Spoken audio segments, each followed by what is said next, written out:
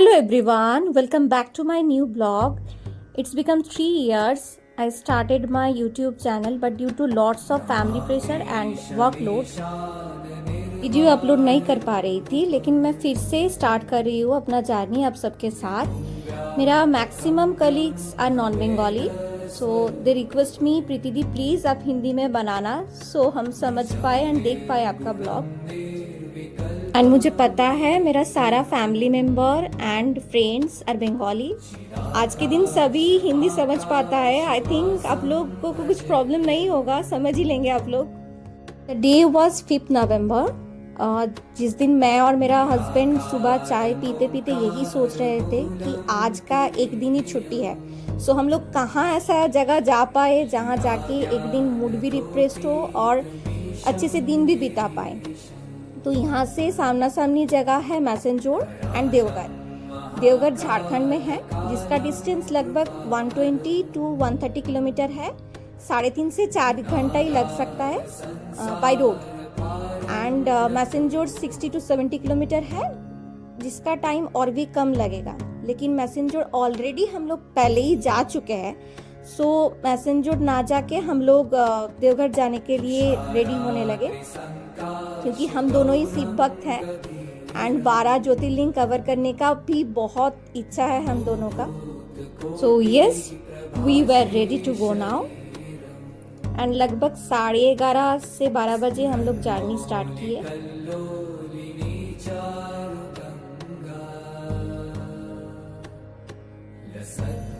हम लोगों को पता था कि वो रास्ता पूरा ही लगभग फाका ही होने वाला है, क्योंकि हाईवे था एंड ढाबा भी बहुत कम मिलता। तो हम लोग साथ में चाय एंड ब्रेकफास्ट भी कैरी कर रहे थे। वहाँ एक अच्छा जगह मिला जो बहुत ही सुंदर, जहाँ पे व्यू था।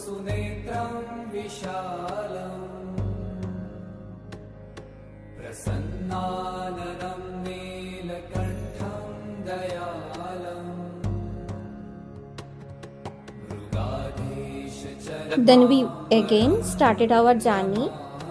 रास्ता बहुत ही अच्छा था, झारखंड का कंडीशन बहुत ही बेटर था एंड वहाँ व्यू बहुत ही ब्यूटीफुल था। चारों तरफ green he green and pollution ना के बराबर ही था। ये जो देख रहे हैं ये है त्रिकुट पहाड़, जो झारखंड का सबसे ज़्यादा प्रोमिनेंट हिल माना जाता है। ये बेसिकली देवघर से लगभग 15 to 16 किलोमीटर का ही डिस्टेंस है।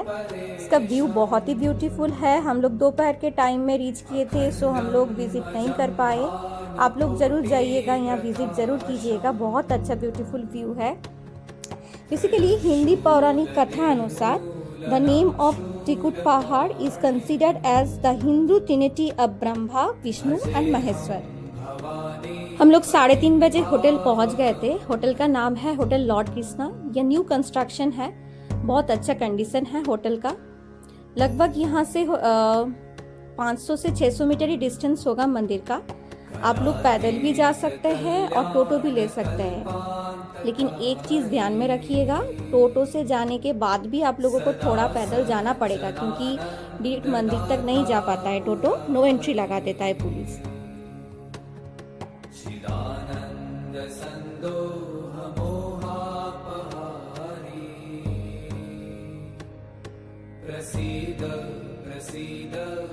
हम लोग फ्रेश होके एकदम डायरेक्ट चले गए मंदिर के तरफ, क्योंकि हम लोग बहुत चिंता में थे। इतना लेट हो चुका है, पूजा होगा या नहीं होगा नहीं पता था। फिर भी एक कॉन्फिडेंस था, क्योंकि हम लोग पंडित जी से पहले ही बात कर चुके थे। क्योंकि 5 नवंबर कार्तिक पूर्णिमा था, भीड़ बहुत ज़्यादा था, फिर भी पंडित जी बहुत अच्छा व्यवस्था करके रखे थे, तो हम लोग अच्छे से बाबा का दर्शन भी कर पाए और पूजा भी कर पाए। पंडित जी पहले से ही हम लोगों का 2 VIP टिकट काट के रखे थे, तो हम लोग लाइन में लग गए। फिर भी 2 घंटा लग ही गया हम लोगों का पूजा देने में। अगर जनरल लाइन में जाते तो 5 घंटा लग ही जाता। देखते ही देखते 2 घंटा कैसे निकल गया पता भी नहीं चला। सब बाबा का ही कृपा है।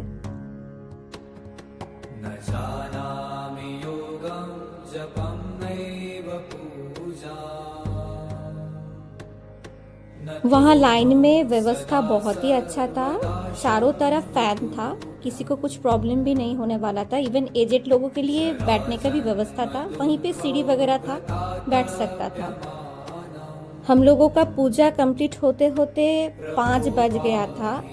उसके बाद सामने ही एक होटल था, वहाँ जाके हम लोग लंच कर लिए, then get back to the hotel. जाते जाते घाट में कुछ बाबा का शिवलिंग दिखा, वो कैप्चर करके वहाँ से निकल गए, क्योंकि शाम को आरती भी देखने के लिए आना था। होटल पहुँच के फिर से नहा धो के शाम के आरती के लिए मंदिर आ पहुँचा। आके देखा कि आरती शुरू हो चुका है।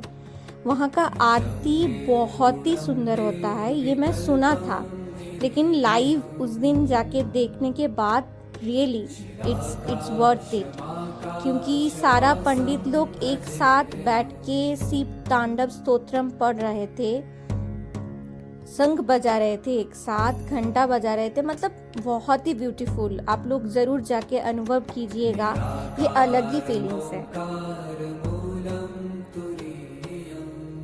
वहाँ पंडित जी एक पौराणिक कथा सुनाए, जो ये मंदिर देख के अभी मुझे याद आ रहा है। यहाँ पे देखिए शिव जी का मंदिर से माँ पार्वती का मंदिर तक एक लाल धागा बांधा हुआ है, जिसे बेसिकली गठबंधन या तो गठ जुड़वा बोला जाता है। ये एक धार्मिक अनुष्ठान है जिसमें शिव और पार्वती के मंदिरों को एक पवित्र लाल धागा में जोड़ा जाता है। एक्चुअली ऐसे मान्यता है कि यहाँ पति पत्नी के बीच के अटूट बंधन को दर्शाता है और वैवाहिक जीवन को सुख शांति और समृद्धि देता है।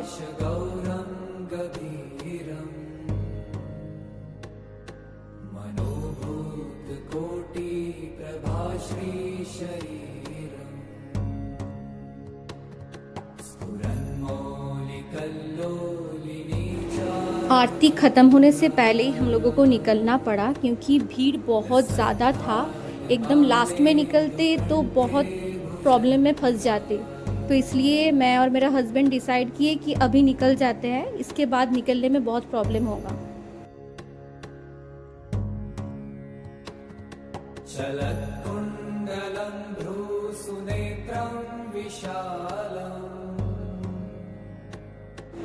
फिर वहाँ पे घाट में जाके बैठ गए एंड देख रहे थे, एक पंडित जी आए, वहाँ पे 11 दिया वहाँ पे जलाया एंड कुछ उनका पूजा वगैरह कुछ किया, जो देख के बहुत अच्छा लग रहा था कि उनका कोई लेना देना नहीं, कौन क्या देख रहा है, क्या कैप्चर कर रहा है, क्या नहीं। वो बस अपने ध्यान में मगन बस शिव जी का प्रार्थना कर रहे थे, दिया जला के चले गए।